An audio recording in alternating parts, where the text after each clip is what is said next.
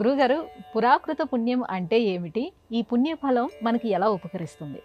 పూర్వం మనం చేసిన పుణ్యఫలం కారణంగానే మానవ జన్మ ధరించి ఉన్నాం.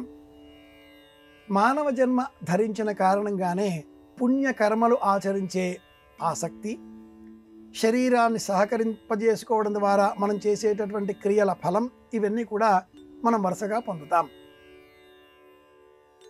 ఒక నీతి సంబంధమైన శ్లోకాన్ని జ్ఞాపకం తెచ్చుకుంటే, వనే రణే పర్వత మస్తకాగ్రే రక్షంతి పుణ్యాని పురాకృతాని. అడవిలో, యుద్ధరంగములో, పర్వతం చివర అగ్రభాగములో ఉన్నప్పుడు పూర్వం చేసిన పుణ్య ఫలమే మనల్ని రక్షిస్తుంది అని ఈ శ్లోక సారాంశం. ఒక వ్యక్తి తనను ఎలుగుబంటు తరమడంతో కనబడిన ఒక చెట్టు పైకి ఎక్కాడు.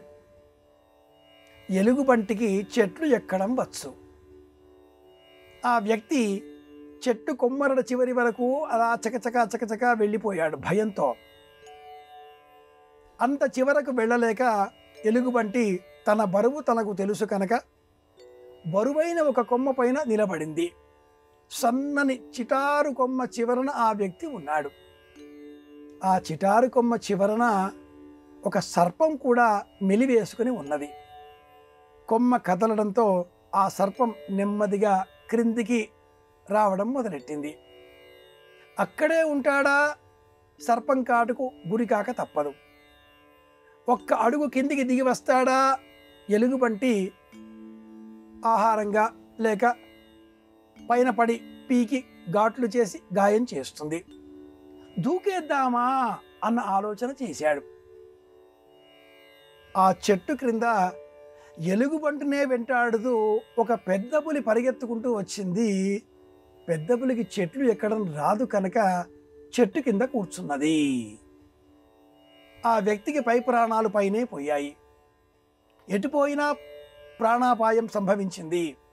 పరమేశ్వర, నీవే తప్ప ఇతఃపరం వెలుగను తండ్రి అంటూ ప్రార్థించాడు. పూర్వజన్మ పుణ్య ఫలం బలం ఉన్నవాడు కనుక వనే రణే పర్వత మస్తకాగ్రే, పూర్వం చేసిన పుణ్యఫలం రక్షిస్తుంది.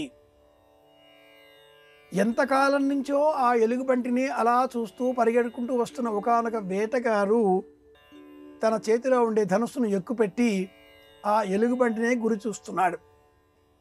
గురి చూసే సమయంలో ఎలుగుబంటి చక్కగా ఆ పెద్ద కొమ్మ మీద కదలకుండా కనిపించింది. బాణం సంధించి విడిచిపెట్టాడు. ఆ క్షణంలోనే ఎలుగుబంటి మనుష్య స్వభావం కూడా తెలిసింది కనుక బెల్లం అంటే చాలా ఇష్టం ఎలుగుబంటికి, మనిషికి వలె. తన స్వభావాన్ని అనుసరించి ఆ కొమ్మను గాఢంగా ఊపడం మొదలుపెట్టింది. తాను కదులుతుంది, ఆ కొమ్మ కదులుతుంది. ఇలా తాను కదలడంతో ఆ వేటగాడు బదిలిన బాణం ఎలుగుబంటికి కాకుండా చెట్టు కొమ్మకు తాకింది. దభీమంటూ ఊహించనంత వేగంగా ఆ ఎలుగుబంటి పెద్ద పులి మీద పడింది. పెద్ద పులి ముందు గాభరాతో భయంతో పరిగెత్తింది కొంచెం దూరం. అదను చూచి పెద్ద పులి అని గ్రహించిన ఎలుగుబంటి మరోవైపు పరిగెత్తింది. ఎలుగుబంటిని వెంటాడుతూ పెద్ద పులి పరిగెత్తడం, కొమ్మ ఊపిన కారణంగా ఆ సర్పం జారి నేలపైన పడడం, ఆ చెట్టుపైన ఉన్న వ్యక్తికి 3 ప్రాణాపాయాలు ఏకకాలంలో తొలగిపోవడం కలిగిపోయింది.